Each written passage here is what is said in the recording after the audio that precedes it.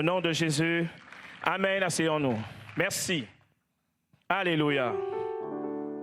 Je voudrais prier pour les gens aujourd'hui par la grâce de Dieu, sur la base de la parole qui va être dite.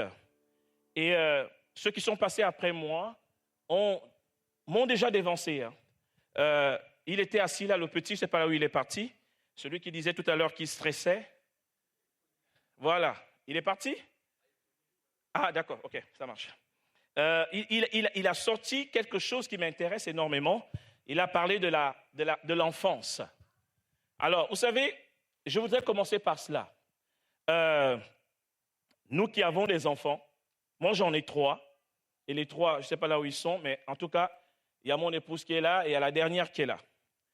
Et il y a quelque chose que j'ai remarqué, c'est que notamment ma fille qui a 3 ans, si vous l'embêtez, si vous embêtez ma fille, elle va vous dire, je vais dire à papa. Je vous assure.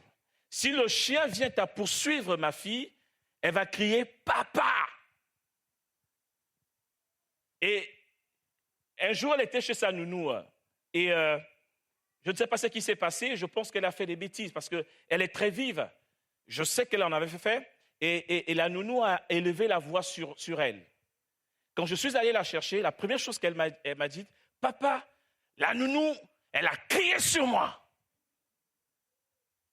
Et j'étais en train de réfléchir, et je me posais la question ce matin, alors que je préparais ces instants. Pourquoi est-ce que Dieu parle de l'enfant? Pourquoi est-ce que Jésus dit à un moment donné que si nous sommes comme des enfants? Pourquoi il le dit? Pourquoi il dit si nous sommes comme des enfants? Je voudrais lire ce passage. Je ne sais pas si je l'ai noté. On ne sera pas long, je vous assure. Mais mettez-moi quand même ce passage, je voudrais le lire. Matthieu chapitre 18, de versets 3 à 5. Matthieu chapitre 18. Matthieu chapitre... Il dit, et je vous le dis en vérité, si vous ne vous convertissez pas et si vous ne devenez comme les petits-enfants, vous n'entrerez pas dans le royaume. Mais les enfants ont cela de particulier, cela de singulier. C'est qu'un enfant, il fait confiance à son père. Pour votre enfant, c'est-à-dire quand il est encore tout petit, même si en face de lui, il a affaire à quelqu'un qui a 3 mètres, et que son père à lui, je parle de l'enfant, et que son père à lui n'a que 1 mètre, l'enfant va vous dire, l'enfant croit toujours que son père peut battre tout le monde. Dites Amen. L'enfant croit, c'est-à-dire, il peut vous créer des problèmes. Hein? C'est-à-dire que l'enfant, quand il est face à un obstacle, vous avez devant vous quelqu'un il y a des gens qui font de la muscu et autres, il est bien baraqué, hein, vous comprenez? Et vous embêtez un petit enfant, il va vous dire, je vais aller appeler mon père. Et si vous venez avec fierté, parce que vous voulez prendre la part de votre enfant, et vous vous rendez en compte qu'en face de vous, vous avez quelqu'un de 3 mètres, vous allez changer la vie, vous comprenez?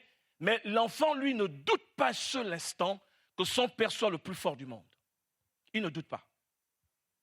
Même si cet enfant est poursuivi par des monstres, même dans son sommeil, il va crier « Papa !»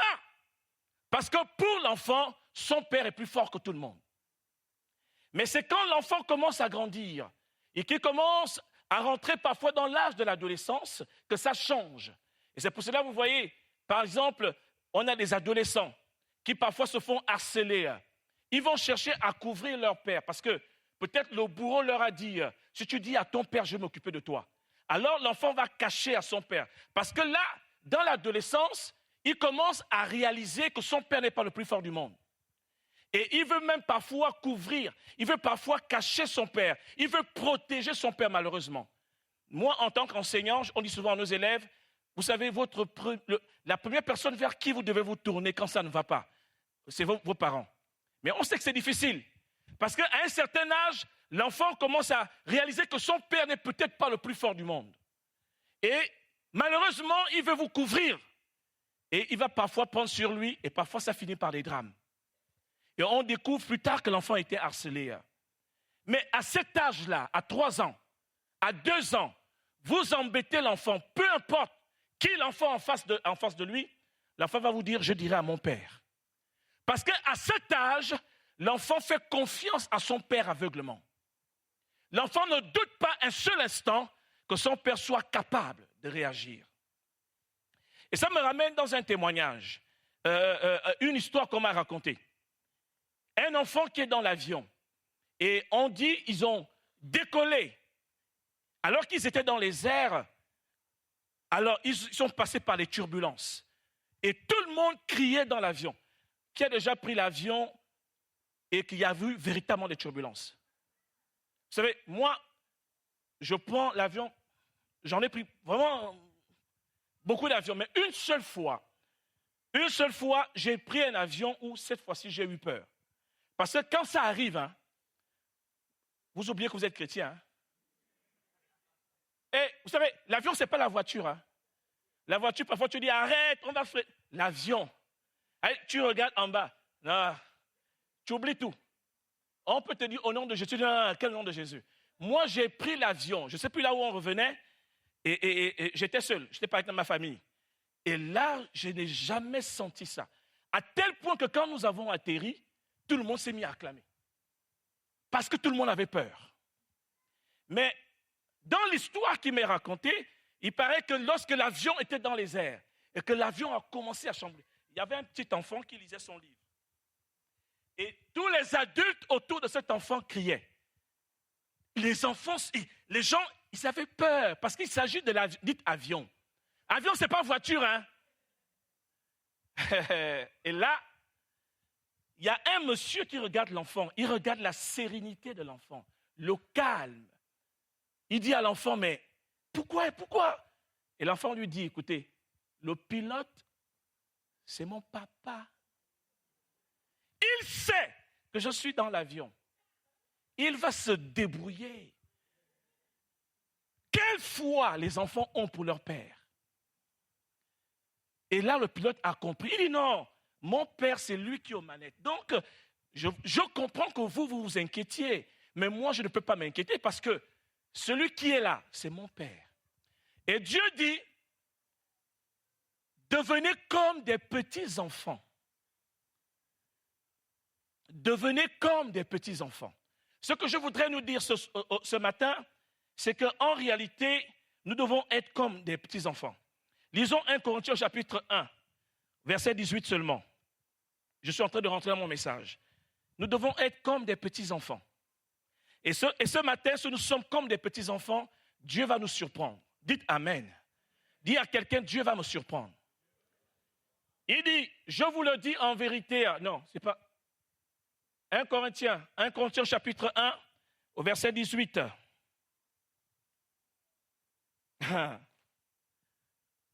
Car la prédication de la croix est une folie. Dites folie. Car la prédication de la croix est une folie pour ceux qui périssent. Mais pour nous qui sommes sauvés, elle est une puissance. Mais je crois véritablement que la foi est une folie. Dites Amen. Vous ne croyez pas?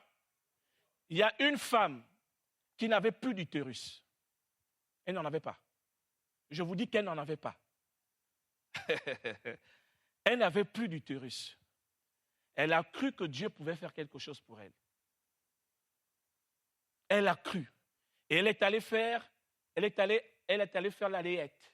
Elle a commencé à acheter les choses. C'est un témoignage qui me dépasse. Elle n'a plus d'utérus. Elle est passée par une opération, on a enlevé tout.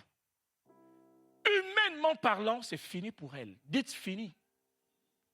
Mais elle a cru à la parole comme un enfant. On lui a dit que son Dieu pouvait le faire. Elle n'a pas cherché à raisonner. Elle a cru. Alors, elle s'est levée. Elle était mariée. Elle a commencé à faire des courses. Son mari lui dit, qu'est-ce que tu fais? Il dit, non, chérie, t'inquiète. Mais qu'est-ce que tu fais? Elle dit, t'inquiète. Elle a cru comme un enfant. Elle dit, je vais mettre Dieu à l'épreuve. Elle a commencé à acheter les choses. Et 3 mois après, elle était véritablement enceinte. Les médecins ont mis la main sur la tête pour dire, mais ce n'est pas possible. Dieu a créé l'utérus en elle et l'enfant était dans son ventre. Dites Amen.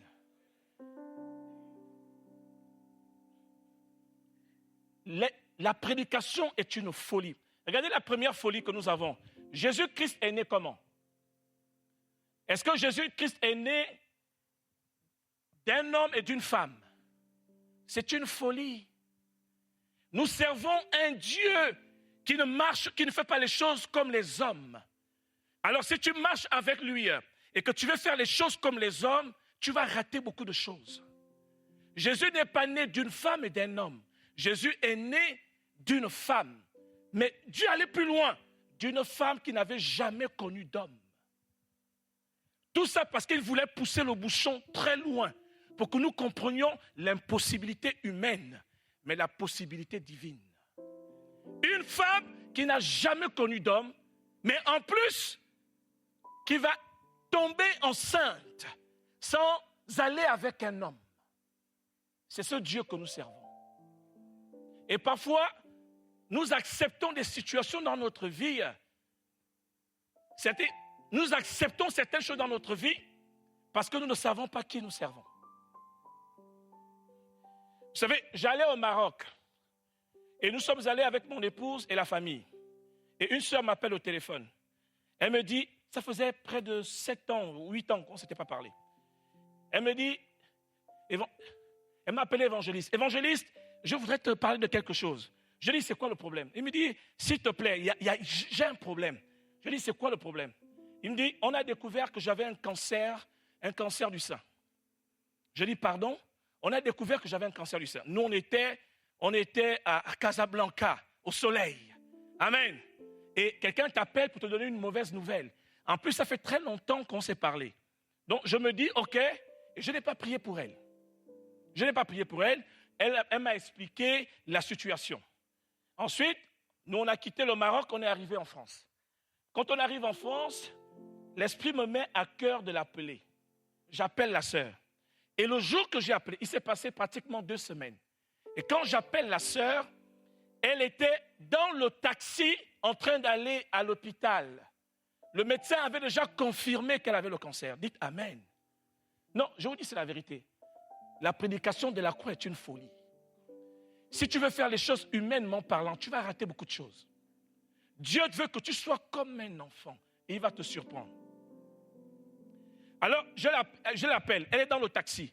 Elle me dit, je suis déjà pratiquement à l'hôpital. Je dis, OK, est-ce que je peux prier pour toi? Elle me dit, oui. Je dis, pose la main là où tu as. Elle a posé la main sur son sein. J'ai prié, j'ai rendu grâce à Dieu. Quand elle arrive à l'hôpital, le médecin regarde à nouveau. Ce que je vous dis, c'est la vérité. Un témoin, elle s'appelle Elvire. Le médecin regarde. Le cancer a disparu.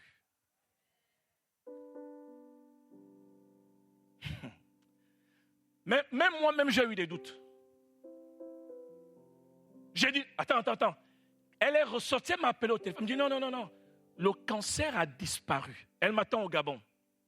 Parce que je pense que je vais l'amener à beaucoup d'endroits pour témoigner. Le médecin a regardé comme ça. Le médecin a dit, non, ce n'est pas possible.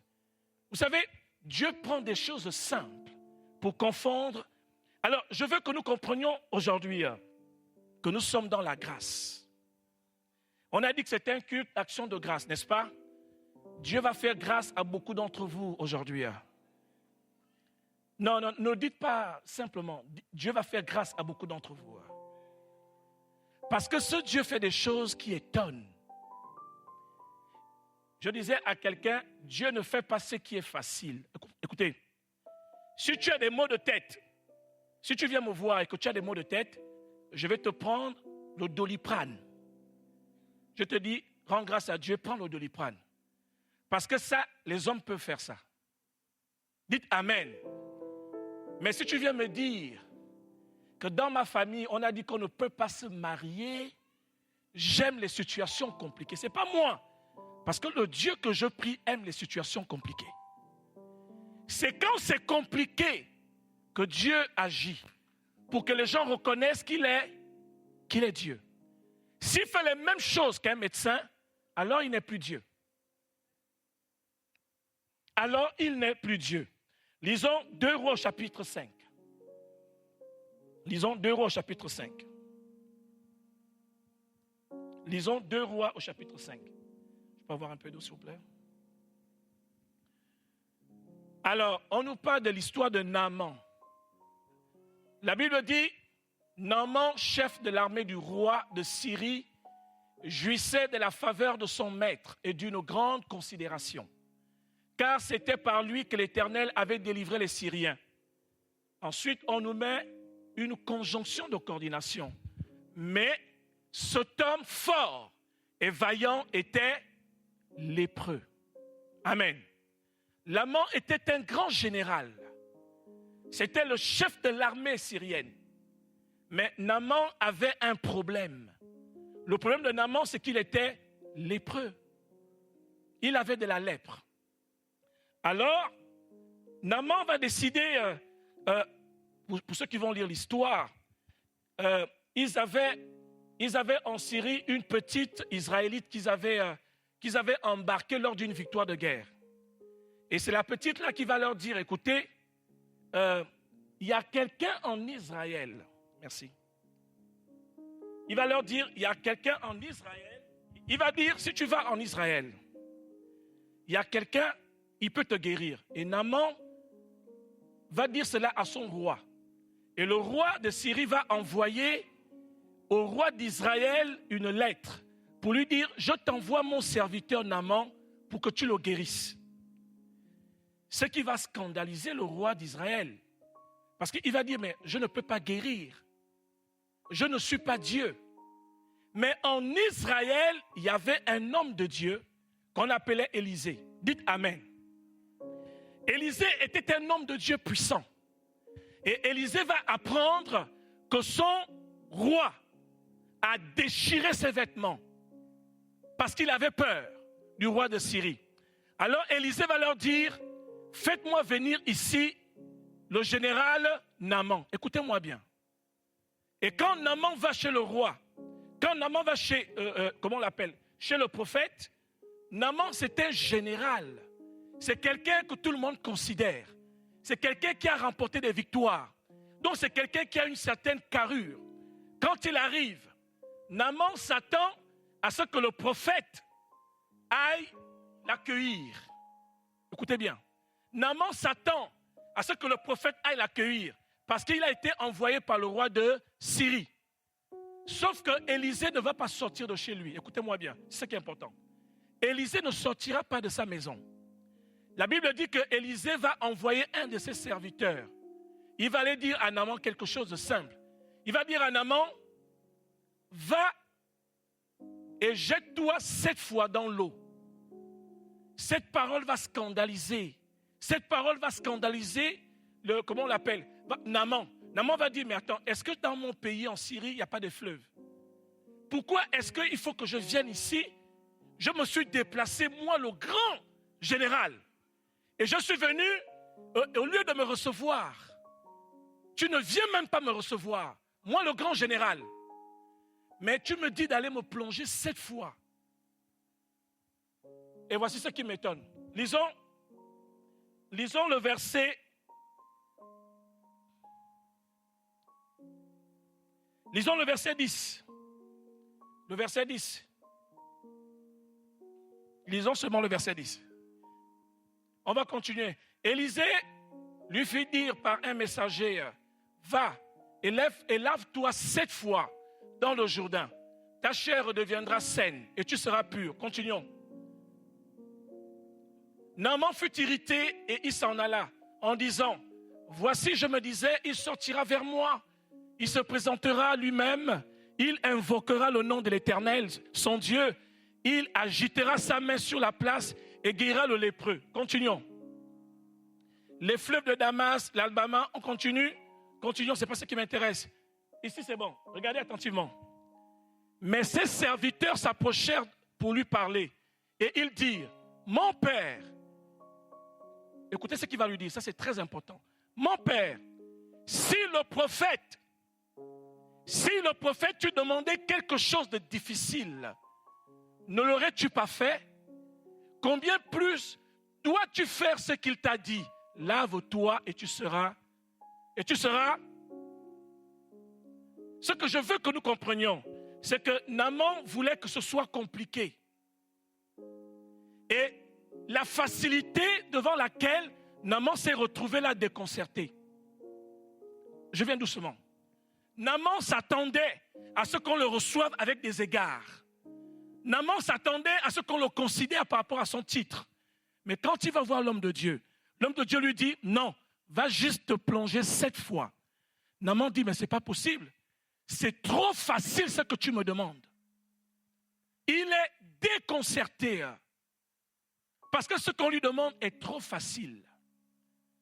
Et il y a ses serviteurs, je pense qu'ils étaient inspirés par Dieu, ils vont lui dire, mais attends, si le prophète t'avait demandé quelque chose de difficile, tu allais quand même le faire. Mais là, il te demande quelque chose de facile. Il y a des gens à l'église, quand tu lui dis que Dieu guérit les malades, ils ne croient pas. Je vous assure, ils ne croient pas. Parce qu'il regarde à sa maladie, et il se dit, ma maladie est tellement que je ne crois pas que Dieu puisse faire. Même s'il prie. Mais je vous assure que c'est une folie. Pourquoi? Parce que ce matin, tu n'as pas besoin de donner de l'argent. Tu as juste besoin de croire dans ton cœur. Et Dieu peut faire ce que les médecins n'arrivent pas à faire. Je vais le redire autrement. Aujourd'hui, on t'a dit que tu ne peux plus enfanter. On t'a dit que dans ta famille, il y a une soeur qui m'a dit, chez nous, on ne se marie pas. Aucune de mes sœurs ne s'est jamais mariée. Je lui ai dit, c'est ce que les hommes t'ont dit. Mais qu'est-ce que Jésus te dit? Jésus te dit, tu peux te marier. Et si tu crois comme un enfant, tu verras la gloire de Dieu. Naaman a accepté, il est allé, il s'est plongé 7 fois. Et quand Naaman est ressorti la 7e fois, la Bible dit que Naaman était pur. C'était trop facile pour lui. C'était trop facile. Nous voulons des choses compliquées. Il y a des gens, ils veulent le pouvoir. Ils vont à des endroits bizarres. Il y a des gens, ils portent des amulettes ici. Ils portent des amulettes pour avoir le pouvoir. Et quand on lui dit, Dieu est capable de te donner le pouvoir sans ça, il dit non, c'est trop facile ce que tu me dis. C'est ça la folie de la croix. C'est une folie. Les médecins t'ont dit que tu ne peux plus voir. Mais ça, ce sont les médecins. Mais Dieu te dit, si tu crois en moi, je peux te faire voir. Et tu dis, mais ça c'est trop facile. C'est ça la folie.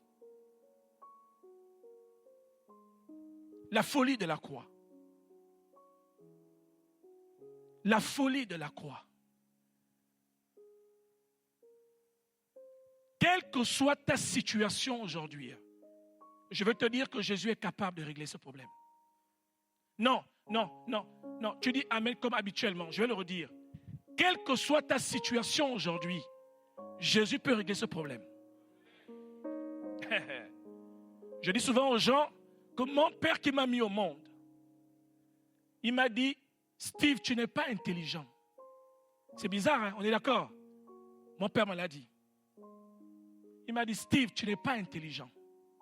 Et je me rappelle que c'est la dernière parole qu'il m'a dite. Et quelque temps après, il va mourir. Cette parole, elle m'a fait du mal, mais j'ai cru en Dieu. Je suis le seul de ces enfants qui a le doctorat. Le seul. Parce que j'ai cru en Dieu. Avant que je me marie, les gens m'ont dit, Steve ne va pas se marier, il est stérile. Je vous assure, Dieu m'est témoin. J'ai reçu des messages comme ça, il est stérile. Je suis stérile comment? Est-ce que tu m'as essayé? Non, entre nous, est-ce que tu... Comment? Hein? Ça arrive à l'église. Hein? Dès qu'un frère met longtemps sans se marier, on commence à parler. Ah, taisez-vous, parlez trop vite. On m'a dit ça. J'ai reçu des messages anonymes. Mais lui, il se marie quand? Ça, c'est ma fille dans la foi. Lève-toi. Ça, c'est ma fille dans la foi. Je pense que tu t'es marié avant moi. Même mes filles se sont mariées avant moi. On m'a dit, Steve est maudit. Ça, c'est sûr. Tu te maries quand? Laissez les gens parler. Parce que quand Dieu va venir, les mêmes gens vont vous dire comment tu as fait. Laissez les gens parler. Même mon propre petit frère, qui est le dernier de ma mère, s'est marié avant moi. Un jour, il m'appelle, révérend. Il m'envoie un message. Il me dit, Steve, maintenant moi je me marie. Dans la manière de dire, c'était pour me dire, j'étais attendu. Et dans mon cœur, non mais je vous assure, c'est vrai, hein, dans mon cœur, j'ai dit, qu'est-ce?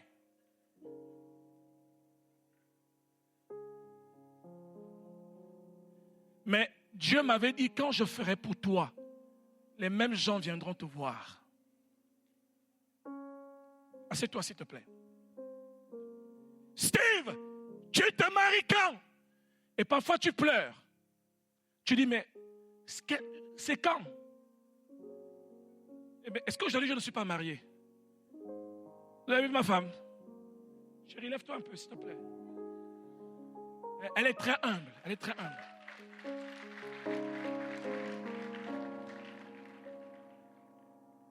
Et quand je me suis marié, les hommes de Dieu ont organisé une fête pour m'honorer.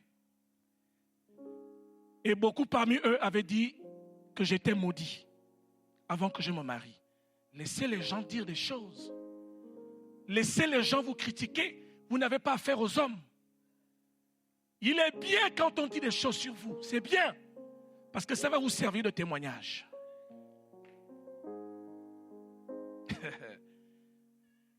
Mais les gens, je vois, ils veulent se battre. On t'a critiqué. Pourquoi tu m'as critiqué? Non. Laisse Dieu montrer aux gens qui tu es. Ne te bats pas pour toi-même. C'est une perte de temps. Si c'est Dieu qui se bat pour toi, ta victoire est assurée.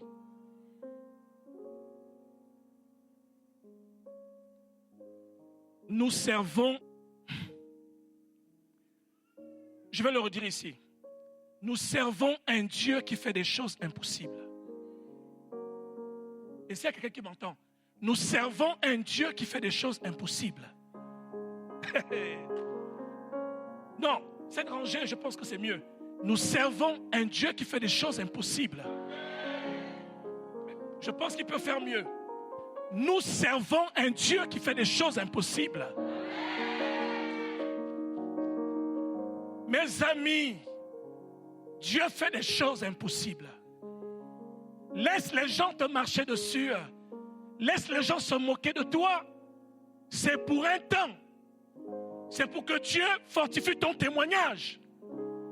Parce que quand tu vas témoigner, les gens vont dire, oui, on a vu. Parce que quand ton père te dit, tu n'es pas intelligent, tu n'as même plus envie d'aller à l'école. Tu n'as même plus envie. Parce que tu es triste.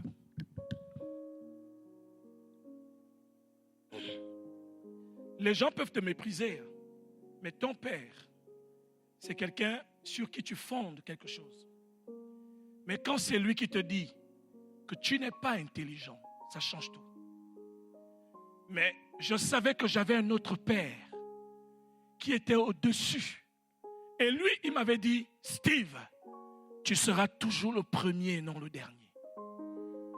Il m'a dit, si tu me fais confiance, les mêmes gens qui t'ont calomnié viendront te voir. Et à cause de toi et grâce à toi, ils vont me célébrer. Qu'est-ce que les gens t'ont dit? Si nous sommes comme des enfants ce matin, je vais prier pour les gens, simplement. Je vous dis, je sais de quoi je parle, simplement. Je ne sais pas ce que l'on t'a dit. Je ne sais pas la situation que tu vis. Mais je veux te dire que ce matin, si tu viens comme un enfant, Dieu va t'étonner. Tu veux quoi, le travail? Moi, j'ai lavé les poubelles. J'ai lavé les poubelles à Rennes pendant 1 an et demi. Je lavais les poubelles. Oui, et je suis fier de le dire. Je lavais les poubelles. Et c'est en lavant les poubelles aussi que j'ai rencontré ma femme. Elle était déjà ingénieure. Mais je lavais les poubelles. Et les mêmes qui se sont moqués sont venus me voir après pour dire, comment tu fais? C'est quoi ton secret? Je leur ai dit, devant Dieu, je suis un enfant. Et je sais que tout ce qu'il a dit à mon sujet va s'accomplir.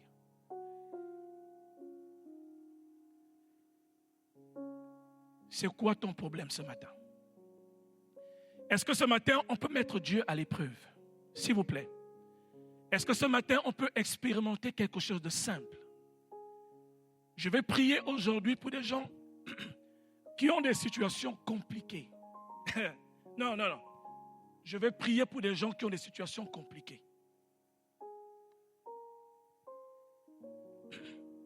Dieu m'a dit, prie. Et je vais prier pour vous. Mais quand ça va arriver, pasteur, il faut m'appeler pour me rendre témoignage, parce que je sais le Dieu que je prie. Je le dis doucement. Je sais le Dieu que je prie. Qu'est-ce qu'on t'a dit, maman? Qu'est-ce qu'on t'a dit? Que tu n'auras pas de travail? Que tu vas mourir sans enfant? Que tu seras toujours le dernier? Qu'est-ce qu'on t'a dit? C'est quoi? Tu as un cancer? C'est quoi? C'est le sida? Je te le dis, peu importe la situation. Si tu crois en lui comme un enfant, si tu ne doutes pas, toi-même tu vas voir la gloire de Dieu. Et le pasteur va m'appeler pour me dire, tu avais prié pour tel. Voici ce que Dieu a fait. Je vous le garantis. Pourquoi? Parce que je sais qui il est. Il dit que la prédication de la foi, la prédication de la croix est une folie. Venez acheter sans argent, dit Ésaïe, sans argent. Venez acheter. Dieu fait des miracles. Dieu fait des miracles. Alors je vais prier. Mais je vais prier pour des gens qui ont la foi. Si tu traverses un temps particulier, tu as besoin de quelque chose de particulier, je veux que tu te lèves là où tu es. Non, le pasteur viendra me dire, je ne vais pas tirer long. Tu demandes à Dieu quelque chose de particulier. Ça peut être un miracle. Ça peut être sur le plan personnel, sur le plan financier. Ça peut être sur le plan spirituel. Je vais vous demander un acte de foi. Je vais le faire. Déplacez-vous, venez jusqu'ici. Tous ceux qui sont concernés.